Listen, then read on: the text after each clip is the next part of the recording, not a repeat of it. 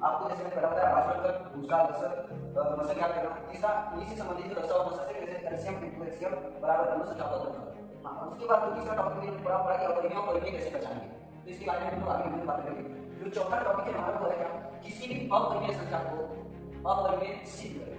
Simple सा मतलब कि कोई भी संख्या अपरिमेय है उसको सिद्ध करना।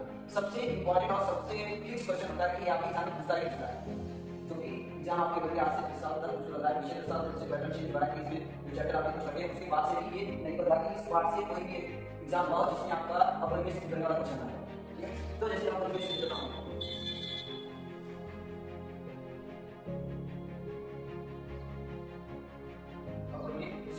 यानी कि इस टॉपिक में सिंपल सा आपको समझना है। इसमें चैप्टर लिखे जो हमारा वास्तविक संख्या है, इसमें जो मेन एग्जाम से रिलेटेड क्या पूछा जाएगा वो है आपको पढ़ने का पूरा जीरो से, लेकिन ये मैंने आपको इसलिए बता दिया, आप इसको देखिए और इसी से रिलेटेड आपके एग्जाम में आएगा। इससे अलग 90% है कि ये है और 95% है, 5% होगा कि कुछ अलग आ सकता है। अलग क्या है, जैसे आपसे पूछेगा कि अभाज्य संख्या, सहभाज्य संख्या क्या है, द्विभाज्य संख्या क्या है, द्विभाज्य संख्या की पहचान है, तो वो उन सबके बारे में लोग पढ़ेंगे। पर ये मेनली यानी 95% जो हमारे एग्जाम रिलेटेड क्वेश्चन होंगे वो सभी इसी टॉपिक से हैं। किसे तो भाज्य बनकर दूसरा लसर मसक याद करना, लसर पूरे मसक बराबर होगा किसके, दोनों संख्याओं के गुणनफल, यानी लसर और मसक का गुणनफल बराबर होगा दोनों संख्याओं के। अपरिमेय और परिमेय पहचानना, अपरिमेय सिद्ध करना वास्तव, यानी कि इसी से हमारे एग्जाम में आने वाला है। हम लोग इसको बहुत ही अच्छे से और ध्यान से पढ़ेंगे। अब हम लोग चैप्टर को स्टार्ट करेंगे।